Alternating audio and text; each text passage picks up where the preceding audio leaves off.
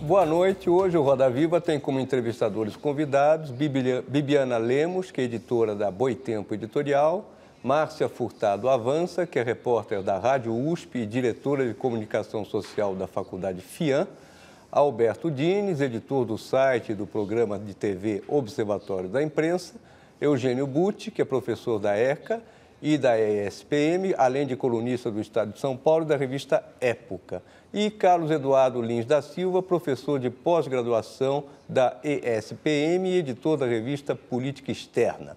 Além do nosso cartunista Paulo Caruso e convidados especiais. Esse programa foi gravado e por isso não temos como interagir com a nossa plateia virtual. Boa noite, Victor Navasky, editor emérito do The Nation e professor de jornalismo. Estamos no fim do governo Obama. Esse governo foi melhor para um jornalismo de opinião, um jornalismo como é feito pelo The Nation e para a imprensa em geral? Ou fica a mesma coisa em relação a George Bush? We had a big joke at The Nation magazine when I was editing and publishing it. If it's bad for the country, it's good for the nation. So when George Bush took the country to war in Iraq, circulation for the nation doubled. On the other hand, it's extremely interesting to be putting out a magazine like The Nation at a time of an Obama presidency because The Nation is supportive of him but critical of him and disagrees with a lot of the things he's done, and yet I suspect when the election comes, they're going to urge their readers to vote for him. A The Nation ela tem uma relação com esses movimentos que estão surgindo de contestação da crise, como o Occupy Wall Street. A The Nation tem uma penetração? Ela é ouvida por esse pessoal ou não? The Nation is an independent magazine and it's America's oldest weekly journal of opinion. It was founded in 1865 by a group of people in and around the abolitionist movement. And from its founding days, it's been both independent and different from most other publications. The people who put up the money for it in the first place, who were abolitionists, were very disappointed because the editor, whose idea, a man named E.L. Gotkind, whose idea The Nation was not supporting the radical abolitionist, the radical Reconstructionist policies. He was supporting Reconstruction, but not the radical Reconstructionists. And he was, from the point of view of the investors, wasting space by running articles like A Day at the Races at Saratoga. So what happened at a normal magazine, what would happen would be that the money people would call the editor in and say, either shape up or we're going to get ourselves a new editor. At The Nation, what happened was the editor called the money people in and fired them. Mm-hmm. And he got himself a new group of money people. The writer who wrote A Day at the Races in Saratoga was a then unknown young writer who went on to write 250 articles and reviews for the magazine. His name was Henry James. So you see what this great tradition can do. Dini, você quer fazer uma pergunta, por favor? Eu queria fazer uma pergunta sobre a outra publicação a qual o professor Victor Navasky está ligado, que é a Columbia Journalism Review, cuja versão brasileira está sendo lançada agora aqui. É um grande fórum de discussão de jornalismo, e o jornalismo, nesse momento, deixou de ser um assunto profissional, trade, é um assunto da sociedade, felizmente, né? Mas o que eu queria perguntar é o seguinte, será que esse debate sobre o jornalismo, que diz respeito à sociedade, não devia estar em todos os jornais e revistas e não apenas segmentado numa publicação especializada, num trade magazine? Yeah. Thank you, and I do chair the Columbia Journalism Review, and I'm emeritus at The Nation, Alberto. But I don't think of the Columbia Journalism Review nor of the Brazilian edition of it, which I'm here to help launch. I don't think of that as a trade magazine. I think of it as of intense interest to the trade, but the trade happens to be undergoing a transformation. The trade happens to be a trade that is essential to a democratic society, and the new technology has come in through the internet and through digital media in a way that has changed everything. So yes, I agree with you that it ought to be discussed in newspapers, on television, on the air, in the digital media itself, and in journals like the new ESPM Columbia Journalism Review version in Brazil. Márcia, você quer fazer uma pergunta, por favor? Quero. Na verdade, eu queria falar um pouquinho sobre a formação do jornalista na Universidade Columbia. Eu queria que o senhor contasse para a gente qual é o perfil de profissional que vocês buscam formar. Well, that's a good question, Marcia. You know, in America, they have a commentator, far-right commentator on Fox News named Bill O'Reilly. And he had me on the show once, and he asked a similar question, but he put it in a much more combative way. He said, how can Columbia Journalism Review be fair and balanced the way I, in effect, am, since our researchers tell us that 23 out of 27 full-time faculty members are registered Democrats. So I said to him, Mr. O'Reilly, you know something I don't know, because at the Columbia Journalism Review, at the Columbia Journalism School, the last thing you would think of asking someone is what their politics are or what their political registration is. That's true about faculty members and it's true about students. And at their best, they teach the students to make that extra phone call to make sure they got their facts right, not what their politics are.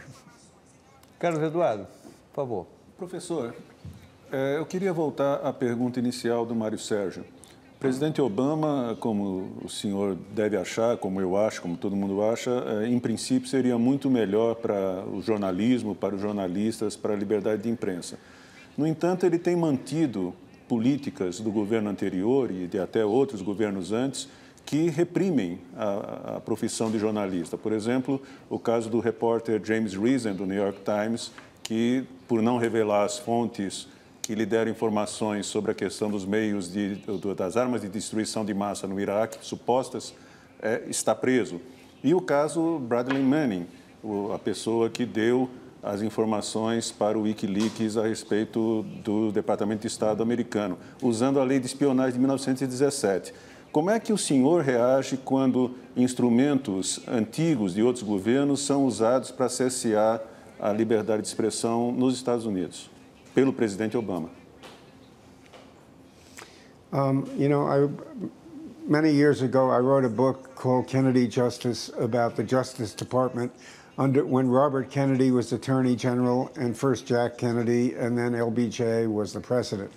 And at that time, everyone believed that the Justice Department would be more liberal than it was under the Eisenhower years when McCarthy reigned. And it was to a degree, but they nevertheless had an internal security division which carried on some of the anti-democratic policies of the prior administration. And I think Attorney General Holder, who works as the Attorney General in the Obama administration, is an honorable man who is doing a pretty good job. But the truth is, as you suggest, that they've actually brought more lawsuits to suppress a kind of information than the prior administration had done. And in my view, it's unworthy of the Obama administration to do that. Now, you don't want to underestimate the difficulty of administering a Justice Department in a time of international terrorism, and you have to recognize the realities. But I think in the long run, the reality has been that the people who are in the business of suppressing information, especially if they are governments, do more damage than the people who they're trying to suppress. Eugênia, você faz uma pergunta, por favor?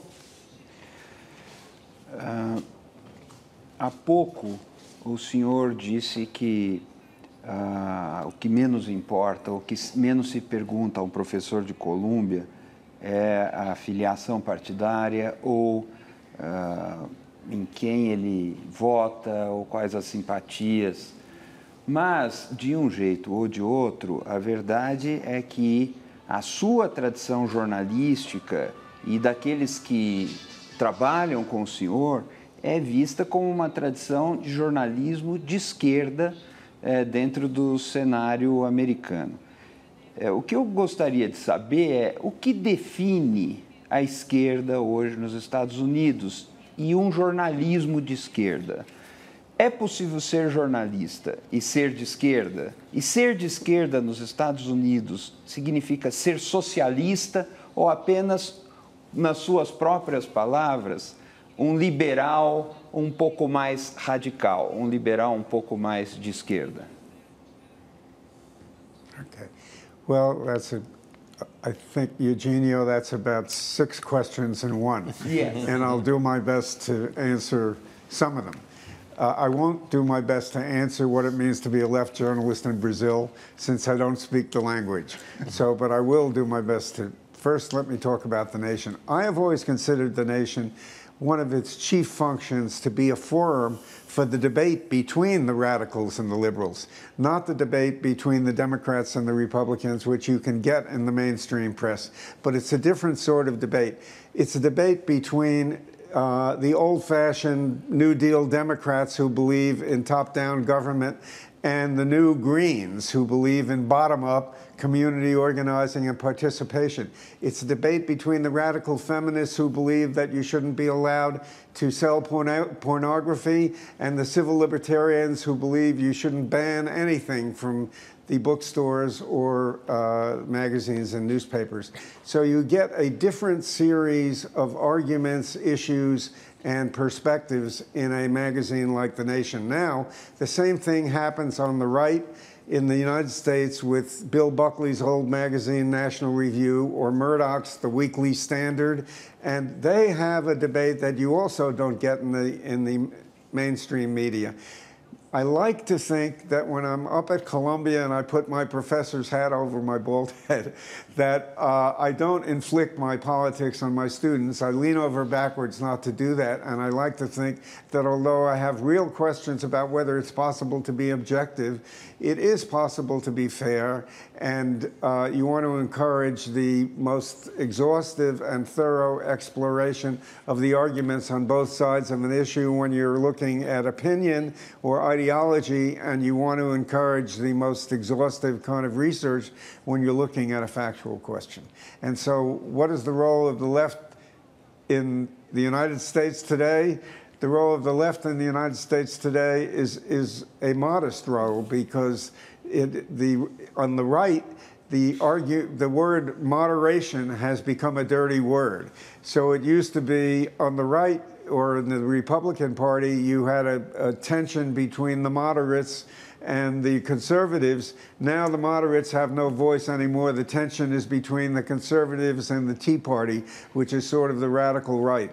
And on the left, when you have a situation where some years ago, for example, Ralph Nader, the ombudsman and public interest lawyer, ran for president of the United States.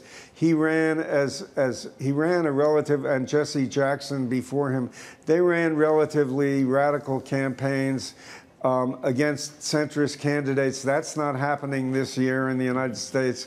Obama, most people concede, has the Democratic nomination locked up, and I think they're right to say that. And Obama is, in my view, a sort of center liberal. There still is a very important role to have the debate between socialists, social democrats, and anarchists, if you will, and the mainstream Democratic Party, but it's not at the center of public attention this week or today. Bibiana, faz uma pergunta, por favor. Bom, me corrija se eu estiver errada, mas eu andei lendo um pouco, né, sobre a história da revista, e eu vi que quando você passou a dirigir a Nation, ela estava com uma dívida anual de $500 mil. É isso?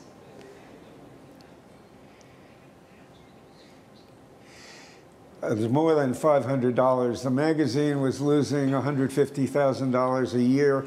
You know, one of the interesting things, but I think you haven't gotten to your question yet, Bibiana, but when when I talk to journalism students, I tell them, look, in the magazine business, the ultimate test of success is survival.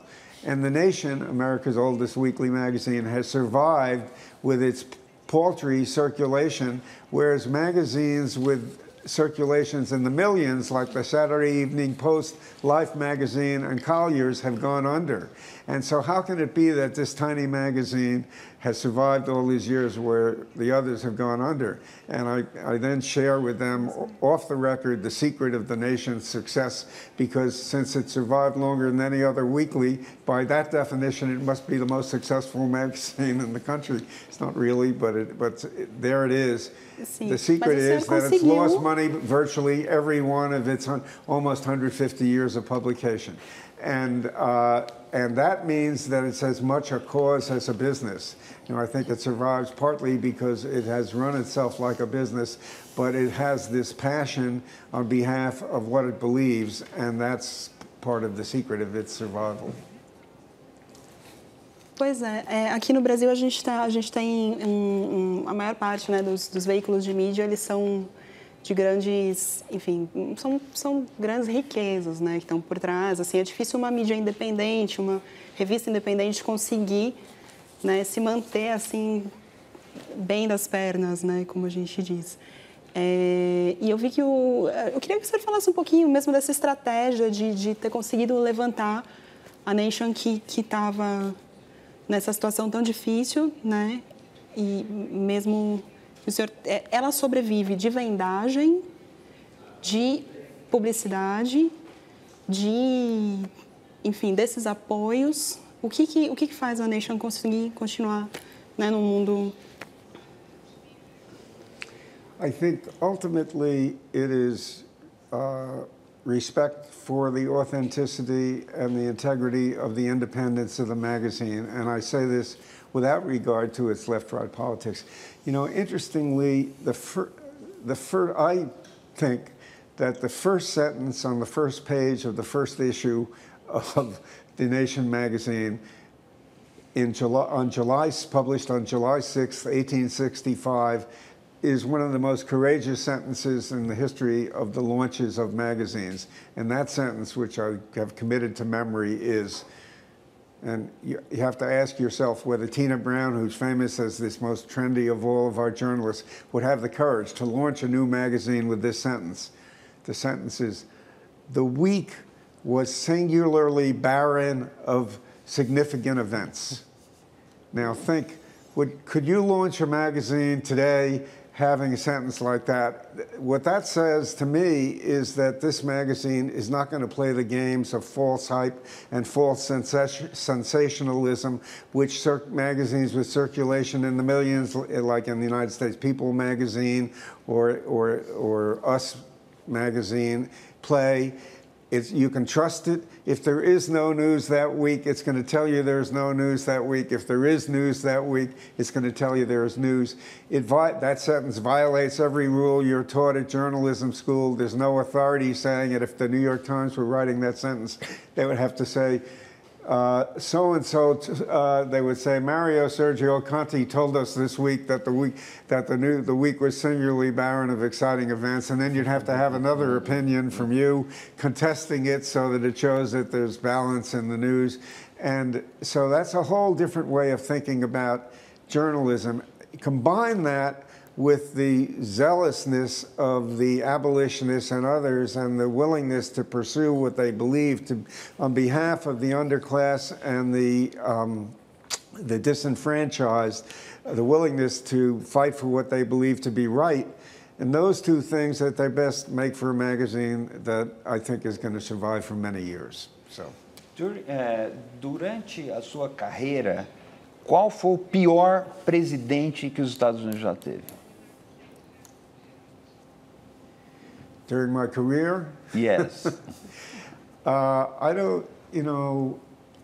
think Lyndon Johnson was a great president, and I think he did one of the worst things that any president has done by not getting us out of the war in Vietnam, by escalating the war in Vietnam. And yet on many other fronts, the war on poverty, what he did in civil rights and civil liberties, and the way he advanced it, I think were great things.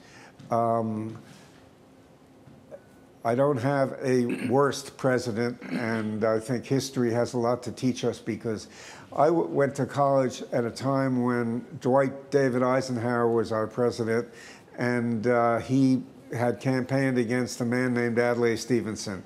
And all of my professors and most of my friends were for Adlai Stevenson, who was an intellectual, who was very smart and very funny and a great Democrat, and spoke about the need for international solutions and non-military solutions to our problems. And I thought Eisenhower, who couldn't manage to speak a grammatical English sentence, was a joke. And yet, history has taught me that Eisenhower did a pretty good job. He kept the United States out of war, and he helped the international community, and he wasn't a courageous fighter against Joe McCarthy, who was up there, and he didn't put the presidency on line for that, so he was far from a perfect president, but he wasn't as bad as he seemed at the time. So today it would be easy for me to say that George Bush, who got us into Iraq and helped put the country in the economic disastrous position that it's in right now, might be a candidate to be the worst. But I don't want to make that pronouncement. I want to see what history has to teach us. And I think the Columbia Journalism Review and the Brazilian edition of it, by looking at the way journalism handles these issues, is going to help us to make those kinds of judgments in a serious way. Nós vamos fazer um pequeno intervalo e voltamos daqui a pouco com o professor Vitor Navasky.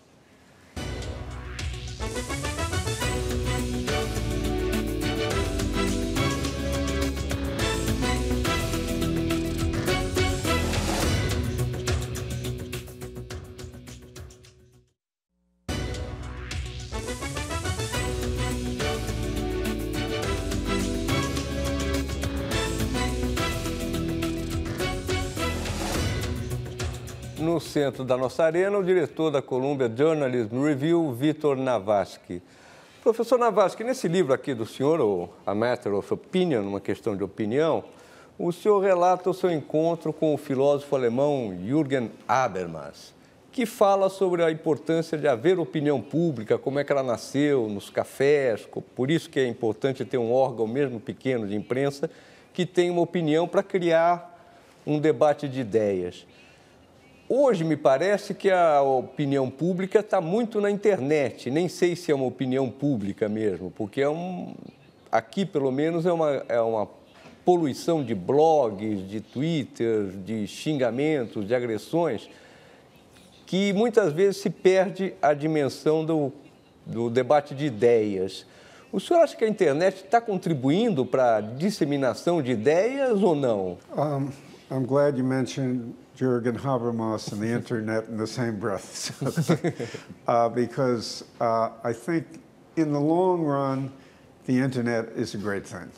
In the long run, the more people you can have exchanging ideas and the more people you have who have access to them is a good thing.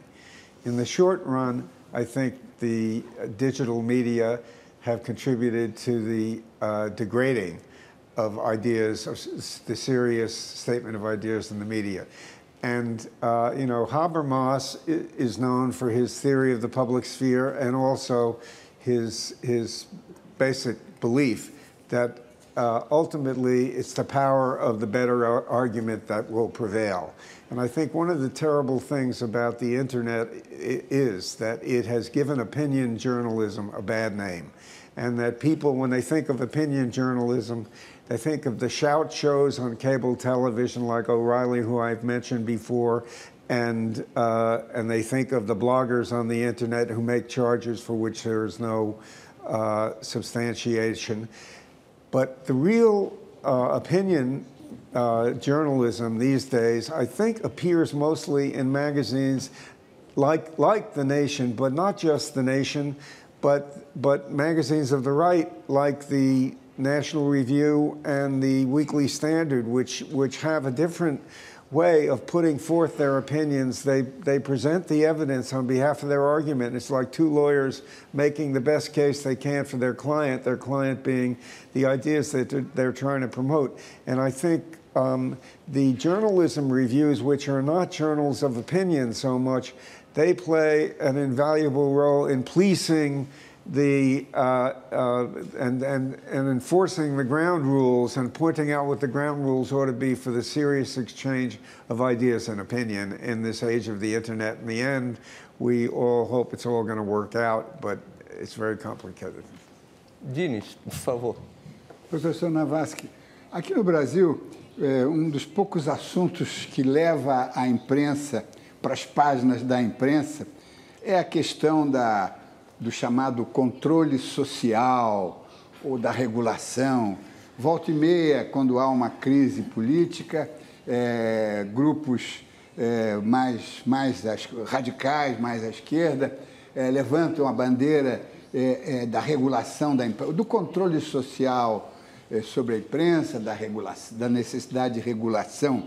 Agora, nos Estados Unidos, que é a pátria da livre iniciativa, existe um organismo criado por Franklin Delano Roosevelt, que foi um grande presidente, pelo menos visto daqui, e ele criou em 1934 a FCC, Federal Communications Commission, que é um órgão regulador perfeitamente, ninguém contesta as atribuições desse órgão e que ele funciona. Ele já foi melhor, eu acho, no passado. O Bush Jr. Tirou algumas das suas prerrogativas, mas ele ainda tem muita força.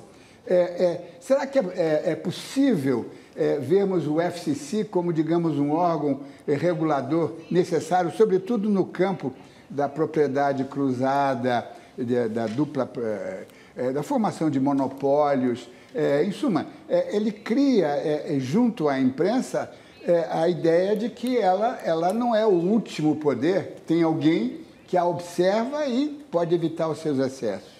I think the Federal Communications Commission and the Federal Trade Commission were valuable contributions to the democratic idea. And what's happened in the media is that you find Ben Bagdikian, the late dean of the Graduate School of Journalism at Berkeley, wrote a book called Media Monopoly, that more and more of the press are owned by fewer and fewer people. This is before the internet even came along, and that you have to regulate monopolies and bring antitrust suits in order to preserve the freedom and competition that makes democracy work, and the competition of ideas that makes democracy work. So I'm a big believer in the kind of attempt at democratic regulation that the Federal Trade Commission and the Federal Communications Commission represent. Now, I have to say that not just Bush Sr., but Bill Clinton, Democrat, were part of the deregulation phenomenon in the United States. They weakened the regulators across the board, and the current candidate for president of the Republican Party, from my point of view, is a prophet of further deregulation. And I don't think that's the solution. I think there are dangers for government regulation and government manipulation of the press, but there also is a role for government to protect the integrity of the press, and not just in the ways that you've described, Professor Dines, but also, you know, the postal system in the United States for years has given a break to second-class mail, because newspapers and magazines were mailed under second-class mail, and people paid less than the cost of distributing it because the mails were the circulatory system of our democracy. And now we have to figure out how the internet relates to that, and I think you need government to help figure that out, and you need democratic accountability of government in the end. So. Professor Navasky, filme mais ou menos recente, Snow Falling on Cedars, que em português recebeu o título Neve sobre os Cedros, baseado num romance de David Gutterson, tem um diálogo muito interessante entre o dono de um jornal de uma pequena cidade no estado de Washington, em 1941, e seu filho, que iria sucedê-lo. O jornal daquela pequena cidade, um jornal de interesse geral, estava passando por uma séria crise porque o pai, um velho idealista jornalista, mantinha uma posição de defesa dos direitos civis dos descendentes de japoneses que viviam na cidade. E, no momento, o pai e o filho têm uma discussão muito acirrada. E o filho fala, mas pai, jornalismo são fatos. E o pai responde, não, filho, jornalismo é fazer escolhas. senhor fica com o pai ou com o filho? I read that novel many years ago, but I think they're both right. That you need the facts, and you can't ignore the facts. On the one hand, on the other hand, you need more than the facts. You have to put them in context. You have to interpret them, and you have to ultimately explain their underlying meaning and use them to help you arrive at the truth. And that's the business of journalism to do that, and it's the business of journalism reviews to make sure that journalism does its job. Márcia, faz uma pergunta? Professor Navasky, eu queria que o senhor comentasse um pouco como o senhor avalia o jornalismo hoje diante da concorrência das mídias não tradicionais, né, ou não institucionalizadas, como as atuações políticas nas redes sociais e outros exemplos desse tipo.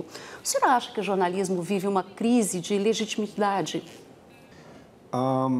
I think there are a number of things that are coming together, and that the social media perform a valuable function. And if you're in the book selling business, or you have to understand how to promote things, what they call virally in the United States, you take advantage of them. It's a way that people have of being in touch with each other.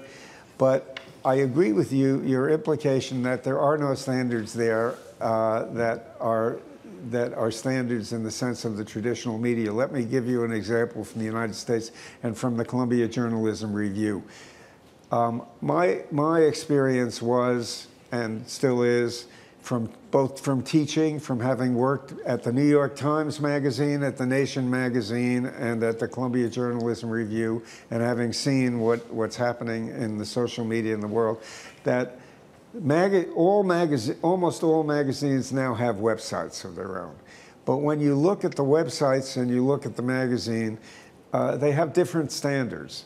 And so we did a survey of magazines and their websites. And this didn't involve social media, but social media to me are the websites writ large in this respect.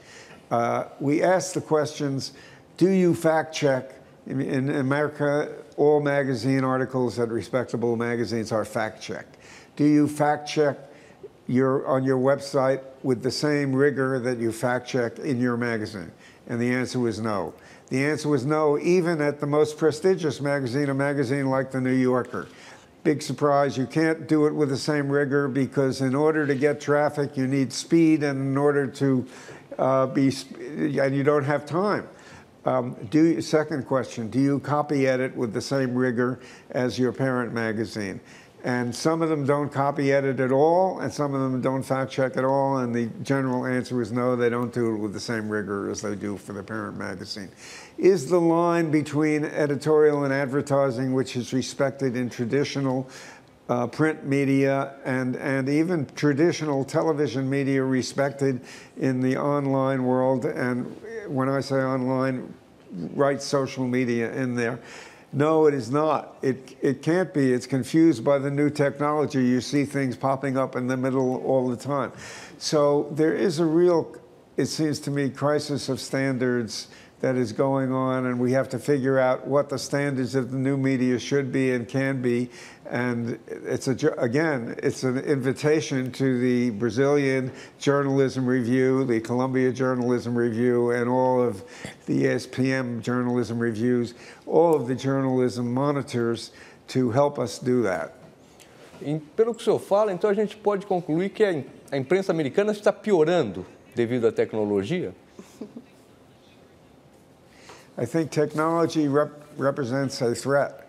It doesn't mean that it's getting worse, because, as I said, it also represents an enhancement of capabilities. But in the short run, I think it has a negative effect, as it's had a negative impact. In the long run, I think it can be a positive force, and that even Jürgen Habermas would recognize, because more and more people get a chance to have their views known. You know, one of the interesting things is that I mentioned fact-checking before, and fact-checking at a magazine like the Columbia Journalism Review or The Nation, we have interns do it. You go out, a writer, the most seasoned writers sometimes get their facts wrong, and you see whether the facts are right. And they don't do that, as I mentioned, on the internet with the same rigor. So, but what's their answer to that? When I call in people like I had in at Columbia, the head of Slate, which is an online magazine, Jacob Weisberg, and asked him about their lack of fact-checking. And he said, well, we fact-check after the fact. Because what we do is we correct, and we can do it instantly, and we hear from people, thousands of readers all over the internet get in touch with us if we get it wrong, and we post that. And that's better than fact-checking.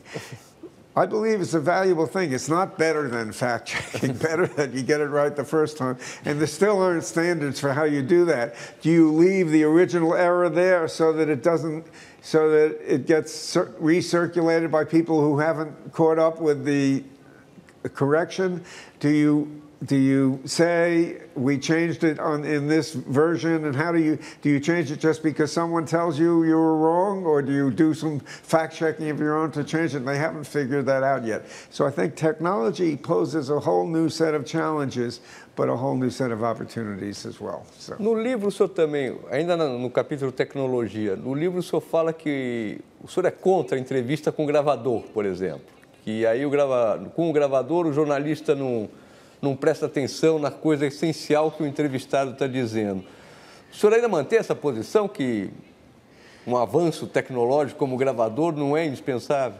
I hope I didn't say that, and I hope that here's what I did say, and what I believe. And I'll tell you a story from another book I wrote. I wrote a book called Naming Names about the Hollywood blacklist, and I went to interview one of the original blacklistees, one of the members of the so-called Hollywood 10 who went to prison. Dalton Trumbo. And his name was Albert Maltz, who's a great writer. And when I came in, I said, Mr. Maltz, would you object if I tape record this interview? He said, oh, no, I wouldn't object. It's so important that I'm going to tape record this interview. So we sat there taping each other. And about halfway through the interview, he said, how is it that your tape recorder has stopped rolling and mine is still going on? So I said, well, one of the tape recorders must be broken. So he said, not mine.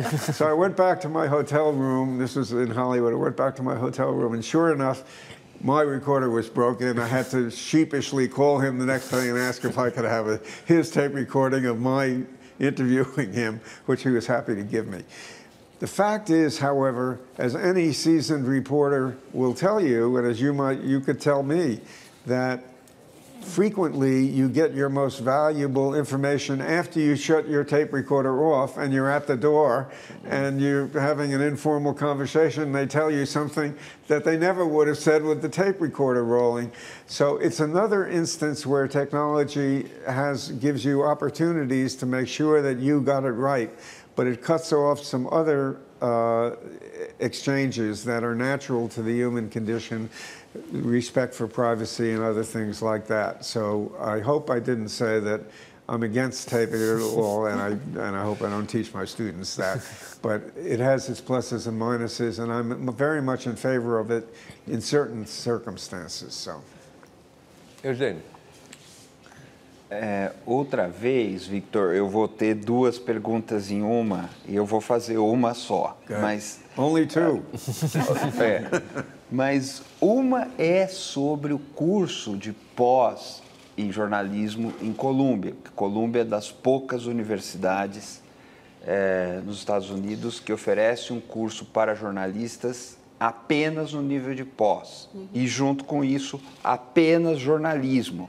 Sem relações públicas, sem publicidade, sem marketing. E nós temos um contexto bem diferente disso no Brasil.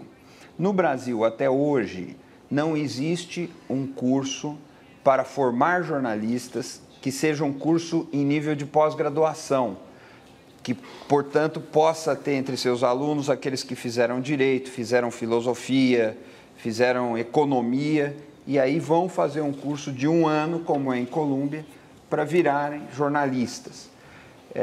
E outra coisa que acontece é que os cursos de jornalismo, quase todos são cursos que estão dentro do campo da chamada comunicação social. Então, ali eles estudam jornalismo, publicidade, relações públicas, às vezes até turismo, tudo isso junto. No artigo que o senhor escreveu para a nossa revista, a revista ESPM de jornalismo, que é a Columbia Journalism Review aqui do Brasil, o senhor chamou a atenção para esse ponto, que Columbia escolheu ensinar jornalismo e só jornalismo. E no Brasil é diferente. Eu gostaria, então, de fazer essa pergunta. O senhor acha que o modo americano ou de Columbia, que é só jornalismo e pós-graduação, é mais eficiente para formar jornalistas? Ele funciona melhor? Ele pega gente melhor? É melhor do que o modelo que nós temos no Brasil? It's a good question, or two questions, whichever it is. I wouldn't defend the American way as you describe it, and you're right that Columbia, it's against the religion of the Columbia Journalism School, which doesn't have a religion, but it's against its religion to teach advertising or public relations in the same building or the same school. And that's also true of the Berkeley Graduate School of Journalism. It's not true of all of them. At Northwestern and other places, they will combine the two. And I understand the Brazilian tradition is very different than that. I think there's a lot to be said for that tradition, because there was a novelist who, and a great writer, I thought, who is not so well known, named Alan Harrington, who wrote in the 60s a book called Life in the Crystal Palace, where he talked about his life as a public relations man. And what he said at that point was, every profession has a value at its heart. The value at the heart of law is justice. The value at the heart of medicine is healing, and the value at the heart of journalism is truth.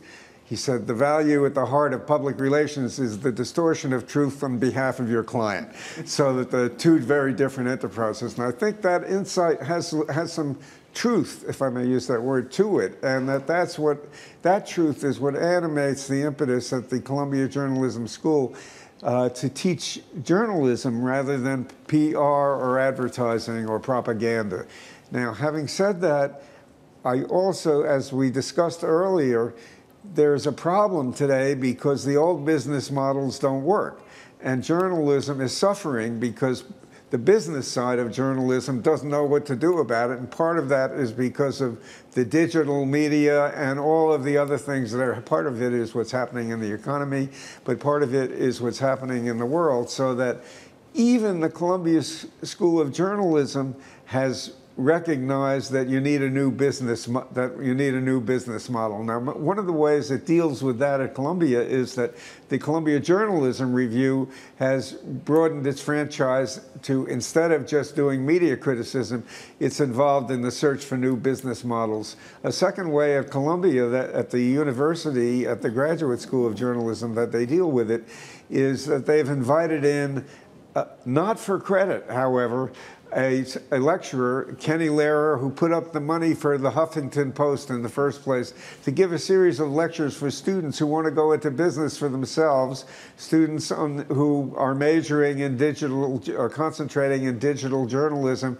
and can start their own businesses. So Columbia hasn't yet acknowledged that it should be part of the curriculum, but it's acknowledged that it should be part of the life experience of the student. So that whole set of complicated issues that you have raised has yet to be worked out, as well as everything else we're talking about today.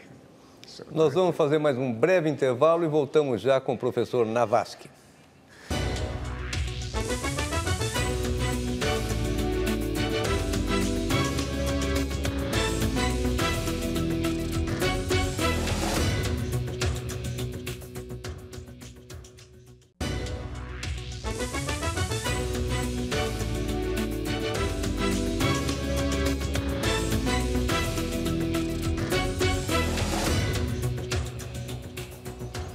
No Roda Viva de hoje, temos o professor de jornalismo na Universidade Columbia, Vitor Navasky, ex-editor da revista The Nation.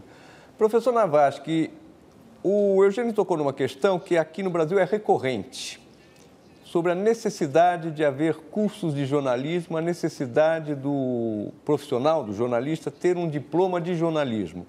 O senhor me parece que não se formou em jornalismo, e, no entanto, o senhor é professor de jornalismo. O senhor aprendeu as coisas na prática, estudando sozinho.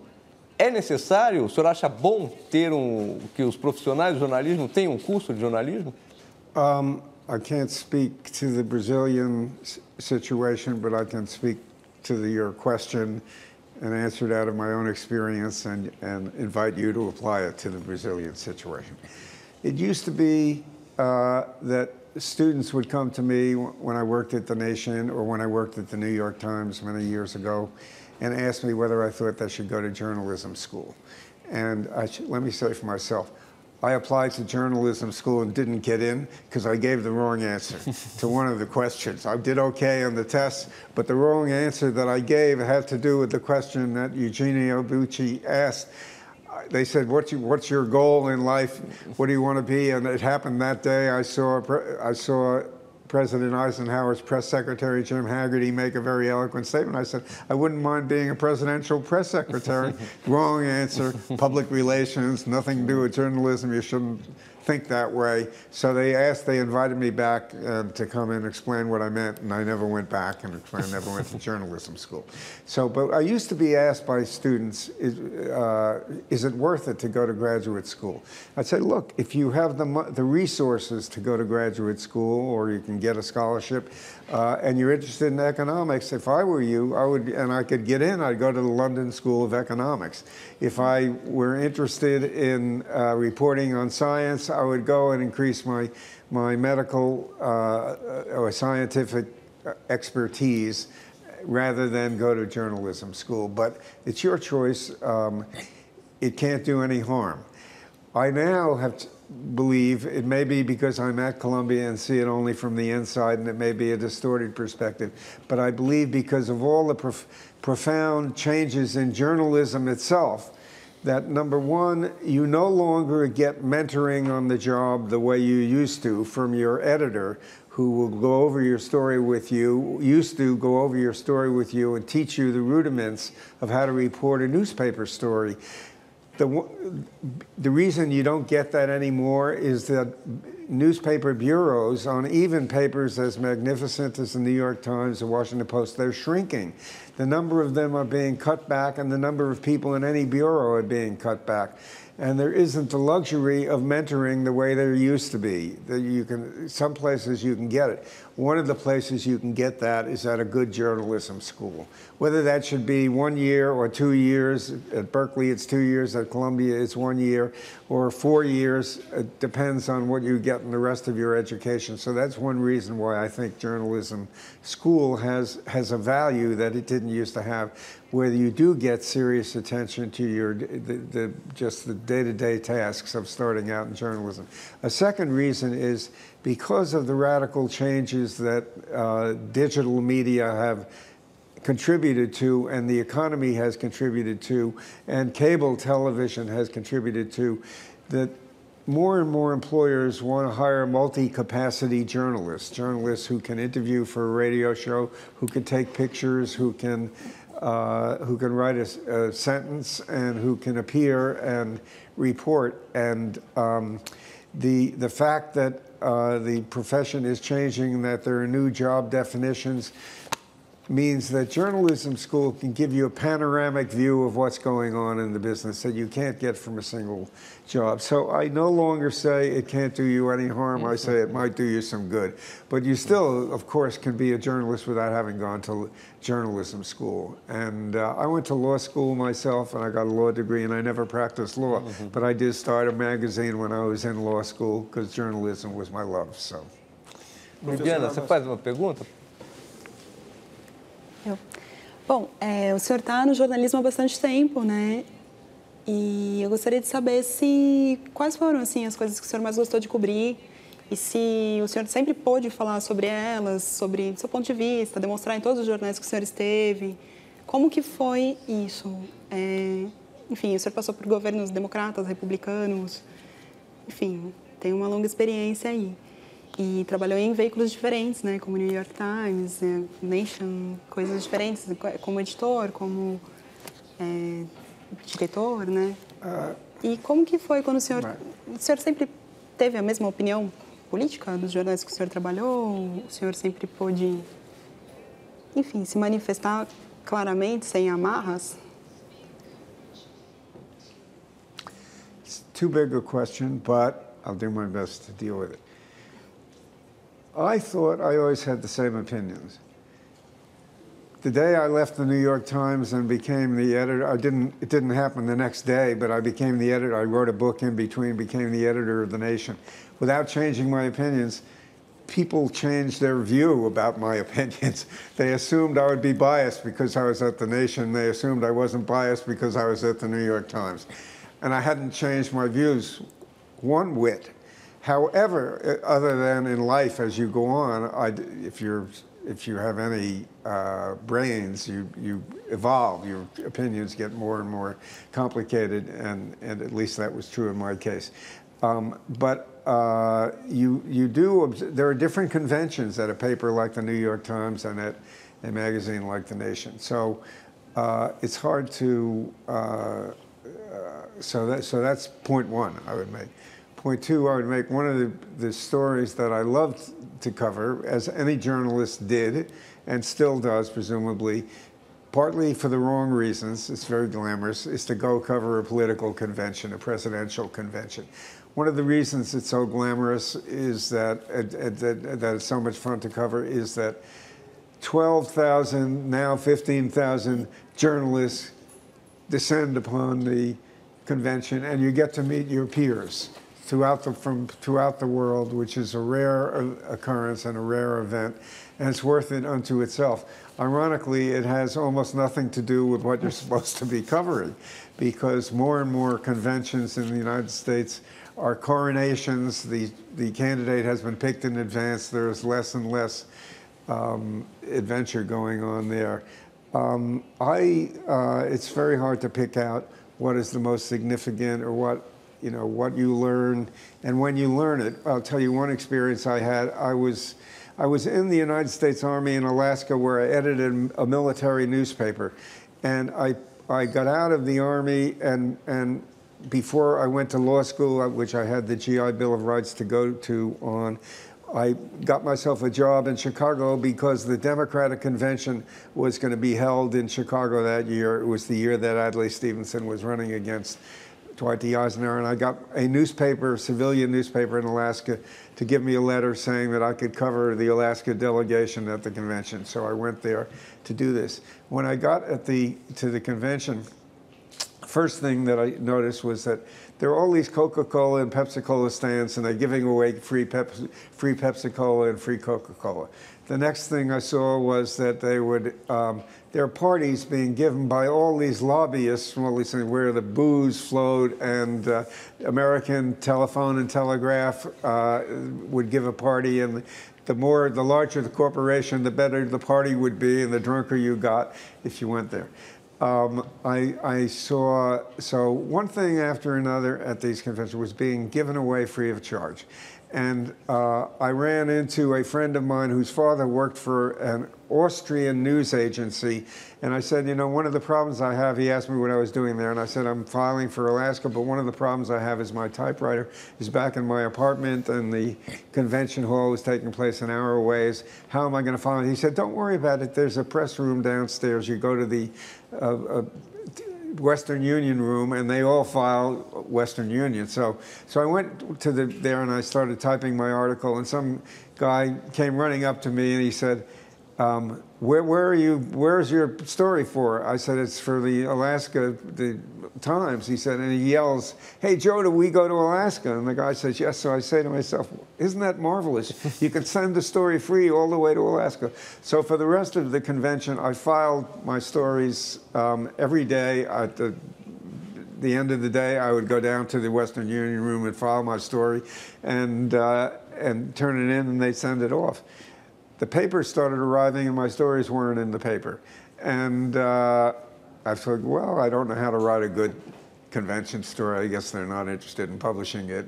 But I was still filing my stories. The last day of the convention, my friend came again, and I talked to him, and I said, "Isn't it wonderful that we can all, send these things free?" He said, "This isn't free. Western Union isn't free. Western Union charges." So I said, "What do you mean?" I said, "Every day they take my thing and they send it." And then I very sheepishly went to the desk and I said, "How much does it cost to send something to Alaska?" And he said, 11 cents a word, or whatever the number was, at which point my heart sank. And I realized that my stories weren't being accepted at the other end. I hadn't arranged to send them collect or anything like that.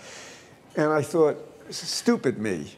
And I still think stupid me. It's one of the stupider things I've ever done in my life. I've done stupider than that, but that was pretty stupid.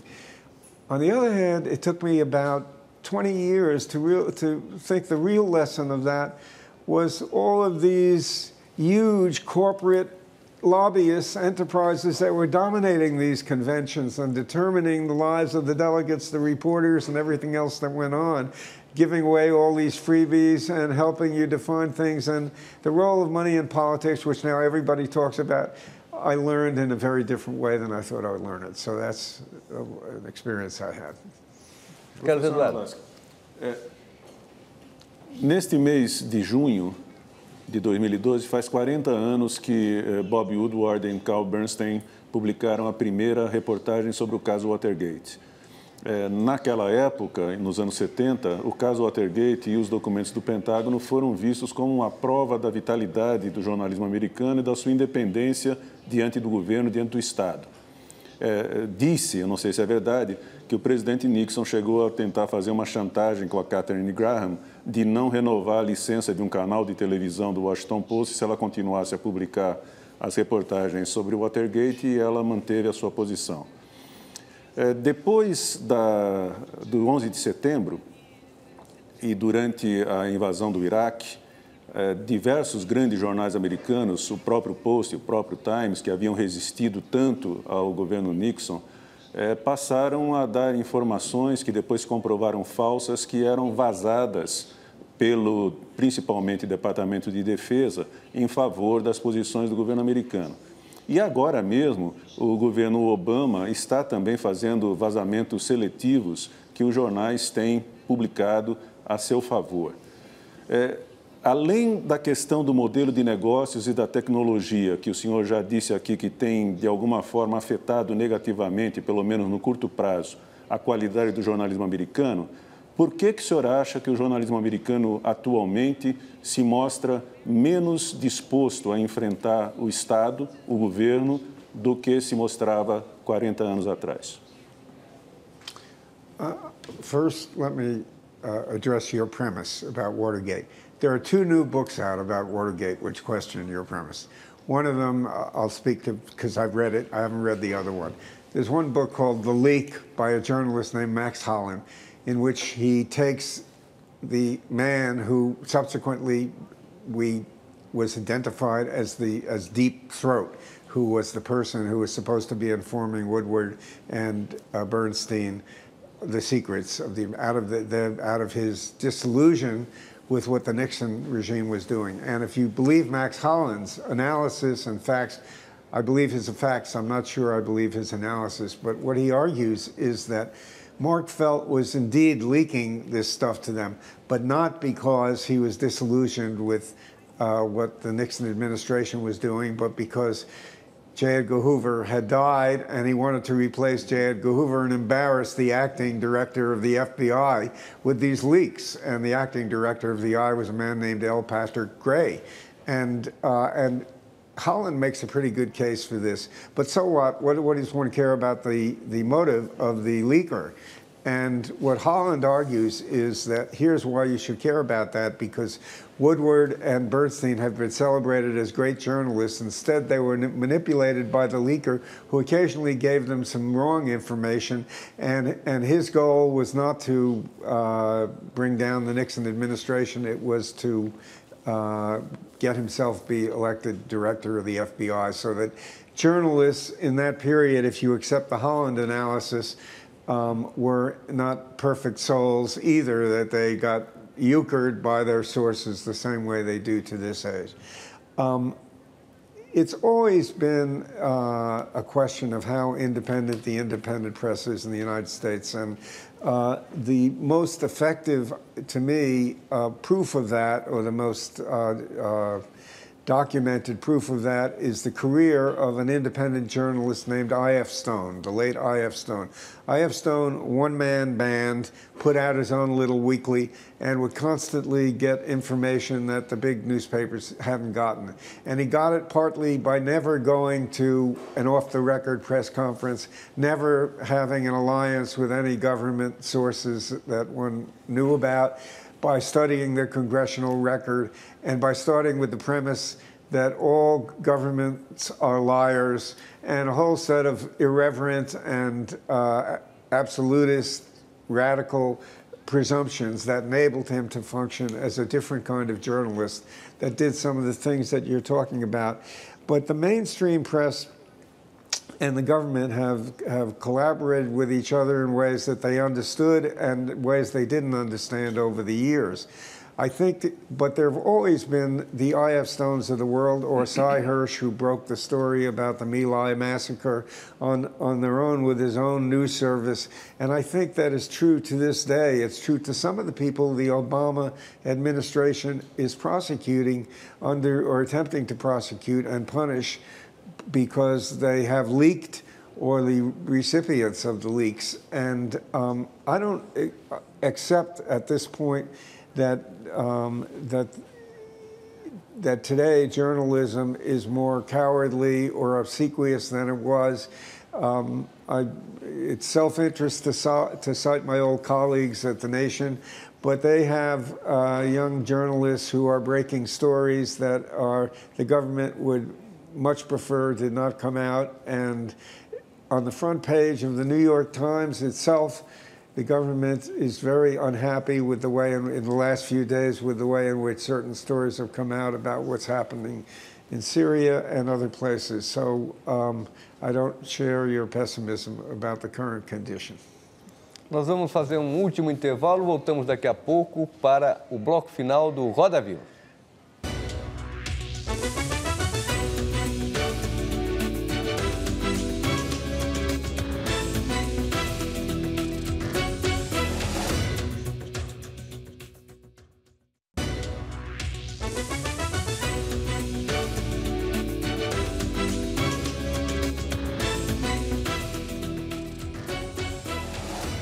Estamos no último bloco do Roda Viva com o escritor e jornalista Victor Navasky. E eu peço ao Dines para fazer uma pergunta, por favor. Professor Navasky, a imprensa, a grande imprensa, sobretudo, não gosta de se ver refletida na grande imprensa. Isso acontece aqui no Brasil e certamente nos Estados Unidos, não é? E com isso, os pequenos pecados da imprensa vão sendo deixados de lado. Por exemplo, temos aqui, agora nos Estados Unidos, um caso flagrante, não é, de conflito de interesse da Barbara Walters, que ela pediu o emprego, pediu para matricular na Columbia, não é, matricular uma jornalista de origem síria, que a tinha ajudado para conseguir uma entrevista com o presidente sírio. Não é? Mas esses são pequenos pecados que a imprensa não cobre devidamente e não cobra devidamente, e vão se acumulando até chegar ao caso de Murdoch, na Inglaterra, do News of the World, que foi obrigado a ser fechado e que gerou essa comissão de inquérito, Levinson, que pode modificar radicalmente as atitudes dos jornais perante a sociedade. Como é que o senhor vê essa inclinação da imprensa de não gostar de ser vista pela própria imprensa e, de repente, surpreendida com casos tão escabrosos como foi o caso do Murdoch, e com uma comissão de inquérito que realmente pode modificar a forma da imprensa trabalhar? I think you've made the ultimate case for the importance of the ESPN New Journalism Review and the Columbia Journalism Review, that the press has to be tougher on itself than it is on everybody else, and historically it has not been so. There are other things that are happening now that contribute to the problem, but I think that's a central thing, and that clearly there's no excuse for it. And there's an ironic thing in that some of the better papers in the United States anyway are family-owned enterprises like the New York Times, and they do as good a job as anyone, and they don't do a good enough job. But it is attributed to the fact that the family has this sense of social responsibility rather than that capitalism and the marketplace have yielded have given the press incentives to do the job the way they ought to do it. I think great investigative journalism makes news, and even journalism of the journalists and the press itself makes a kind of news, and that in the end it will justify itself in the marketplace, and that it ought to be done. Walter Pincus, who's a great reporter for the Washington Post, wrote a piece for the Columbia Journalism Review making a slightly different point, but it's related, a few months ago, where he said that the Washington Post was shrinking in circulation and facing all kinds of economic problems. And he argued that the reason they were facing these problems was that they were cutting their bureaus and cutting back on all the things that made people want to read the Post in its heyday, when it was breaking stories like the Watergate story and other things. So instead of doing less, the answer is to do more and do it on yourself. So. Márcia, você faz uma pergunta, por favor? Eu queria voltar, professor, à questão da formação do jornalista. Nós tivemos, o senhor estava comentando sobre o treinamento dos jornalistas nas redações, e nós tivemos no Brasil algumas boas escolas de jornalismo dentro das redações, na década de 50 no Diário Carioca, na década de 60 no Jornal do Brasil. E hoje em dia, né, o que a gente tem mais visto é uma busca pela especialização. Quer dizer, os jornalistas, naquela época não se precisava de faculdade, a prática ensinava o jornalismo. Depois disso, nós passamos a ter o curso de jornalismo e hoje em dia isso não basta. Os profissionais saem das faculdades e vão em busca de especialização, como o senhor comentou sobre a questão da economia ou a questão da ciência, e cada vez nós temos temas mais polêmicos, né? A questão da preservação ambiental, a questão do terrorismo, biogenética. O senhor acredita que o jornalista deva buscar a especialização? É esse o caminho? I don't think there's one, I think it's a good point, but I don't think there's one recipe for everybody. And I think that, take the New York Times, they now hire doctors to cover medical issues. They hire lawyers to cover the Supreme Court. And I think that's not a bad thing. I think it's valuable to have a lawyer covering the Supreme Court. He can be more sophisticated about the issue, or she can. And the same thing is true for doctors writing about science. But I don't think that's the answer, and I think it's critical to have people who are generalists and who are generalists and see the big picture and to put things in context. And frequently specializations themselves have blinkers on, and they don't understand the premises of what they're up to. And I think this applies not just to technical fields. I think it applies to ideology itself, when people would say, well, you're with the nation, so you've got leftist politics, and we need really the organizations that don't have ideology. I would answer them saying, look, the nation, yes, it has the ideology of the left, but all that means is that, and the National Review has the ideology of the right, but that doesn't mean that the center media, the New York Times and the Washington Post, the NBC, CBS, the television networks don't have an ideology. It means they have the ideology of the center, and it's part of the ideology of the center not to admit that you have an ideology. And it's very important because that gives the blinkers of what you cover and tells you what you think is important. And I think the same thing applies to specialization in the press. So we need many different doors to be opened by journalists, including specialists and non-specialists and generalists, people with a big perspective. No Brasil, ainda sobre esse tema, no Brasil existe uma espécie, me parece, uma veneração sobre um gênero americano que é o New Journalism. Cada vez que o Gay Talese aparece aqui, ele primeira página de jornais. Tom Wolfe é considerado um grande autor, ou mesmo Hunter Thompson, Dr. Gonzo. O senhor acredita em New Journalism? O senhor acha que esse gênero existe? Ele é positivo? The new journalism is very old, I have to say. It was done years ago by Tom Wolfe and Gay Talese, and they're terrific at what they did. But, as you know, it involved reading, describing what was going on in people's heads.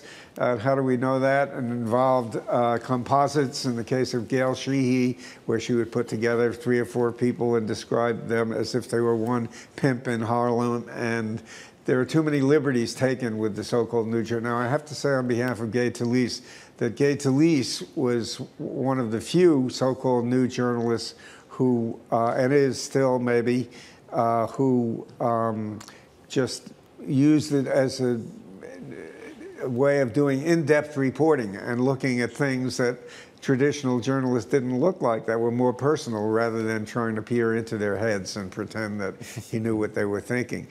There is a book out in the United States called The New Journalists, put together by a professor at NYU called Robert Boynton. That's pretty good, and it deals with a younger set of journalists who are themselves making new traditions and breaking old traditions. And I think it's always important to do that, but I think to the extent that the new journalism means that you don't have to pay attention to the old rules of verification and fairness, it's a mistake. So. Eugênio, você faz... Sim, estava pensando aqui um pouco como é o dia do chairman da Columbia Journalism Review. O que o senhor lê pela manhã?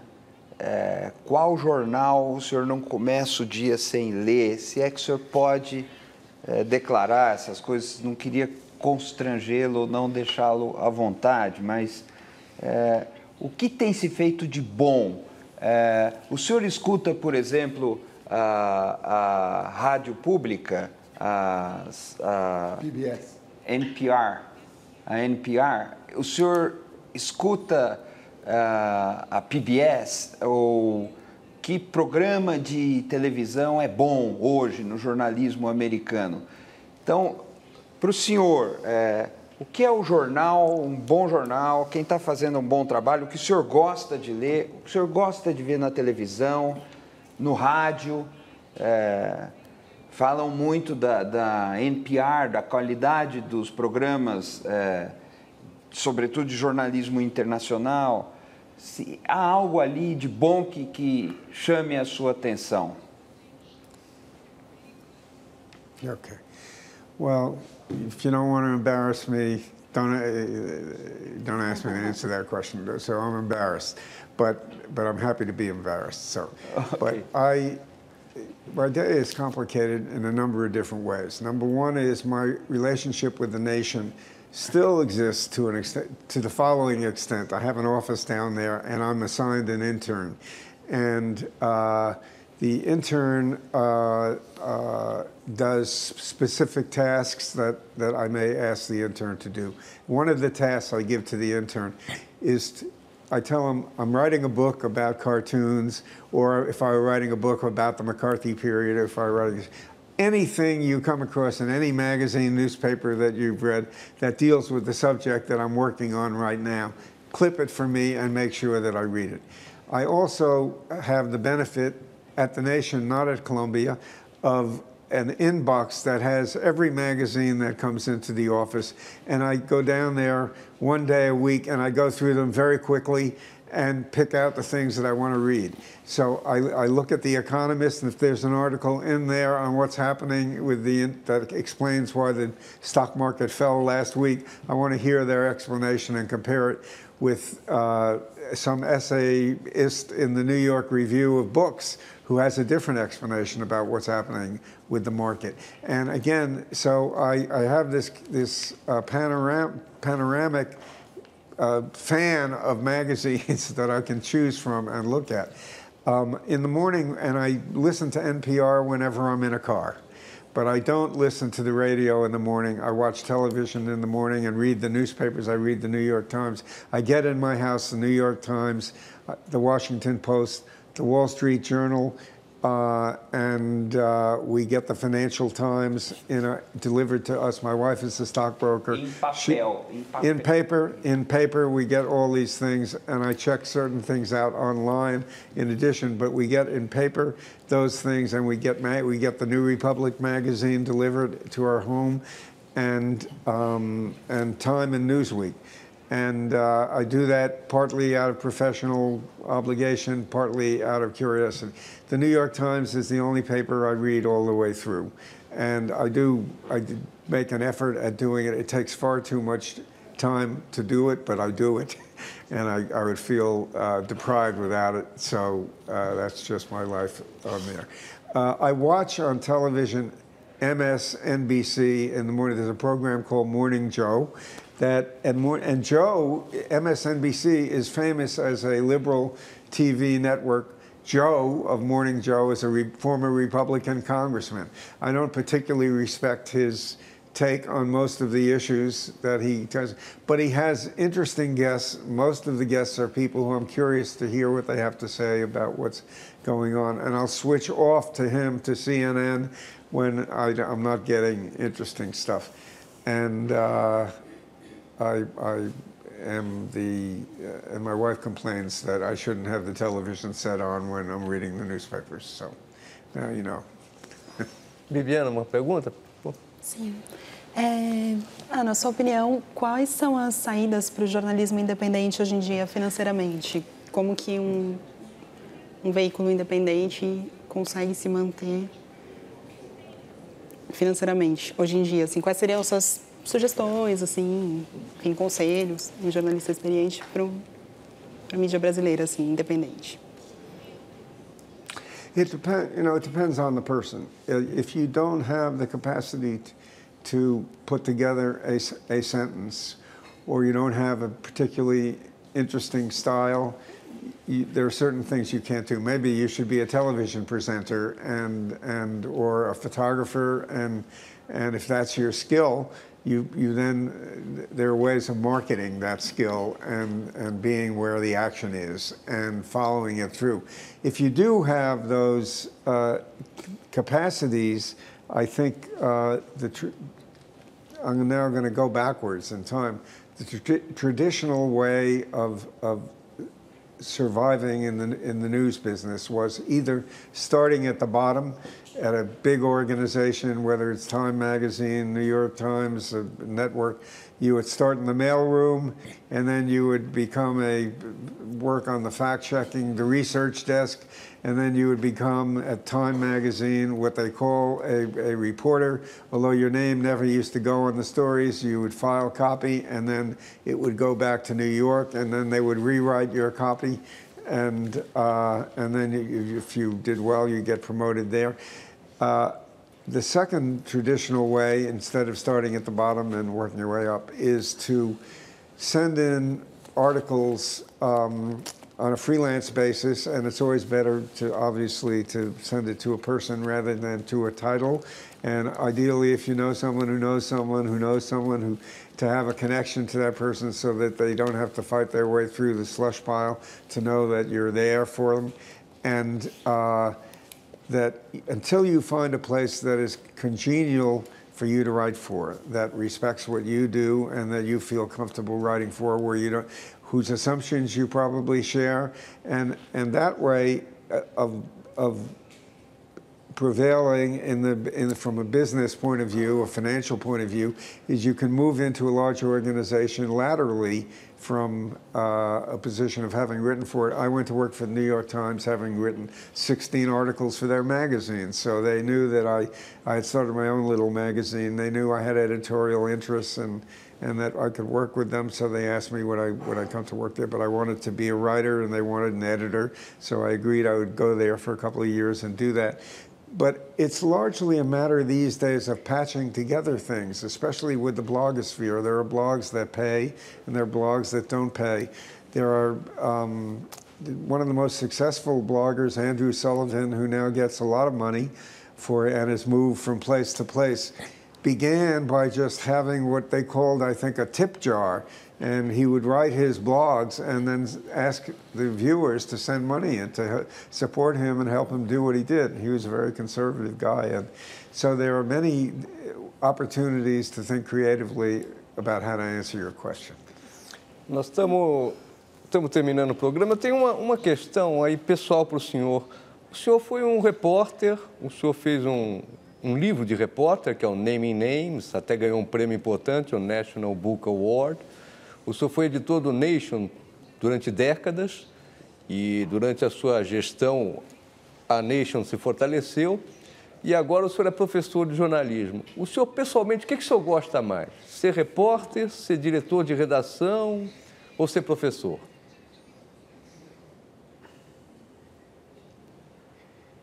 You do what you can do. I couldn't be the kind of the reporter-writer who wrote Naming Names today.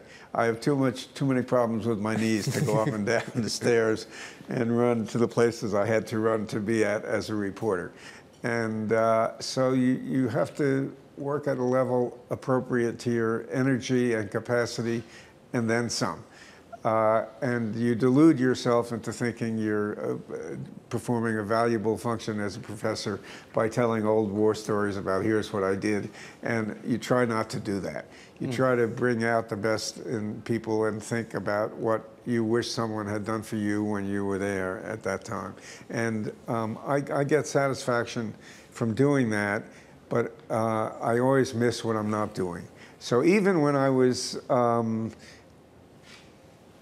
moving back and forth between being an editor and being a writer, which was at the time I was at the New York Times and then writing books. And I always missed the freedom of being a writer when I worked in an office. And when I was out on my own being a writer, I always missed the camaraderie of being in an office, the comradeship. And I didn't think of it as missing the security of it, but that may have contributed to it as well. And so I always prefer to be doing what I'm not doing. Right now, except when I came to the Nation, I found a home, and as you point out, I stayed there for a long time, maybe too long, and I was happy to find someone that I thought could carry on the tradition in Katrina Vanden Heuvel, and I'm very pleased with the magazine she puts out. And I was glad when I came to the journalism school. I like to teach, but when the dean asked me if I would stop teaching one of the courses I was teaching and in exchange take responsibility for the Columbia Journalism Review, I was happy to do that as well. So. Infelizmente, o nosso tempo já acabou. Eu agradeço a presença do Vitor Navasky, professor, jornalista, escritor, editor, grande editor, do Carlos Eduardo Lins da Silva, do Alberto Dines, o nosso Navasky, da Márcia Furtado Avança, do Eugênio Butti e da Bibiana Leme e do nosso cartunista Paulo Caruso. Agradeço também aos telespectadores e fiquem agora com o programa Metrópolis. Uma boa noite e até a próxima semana.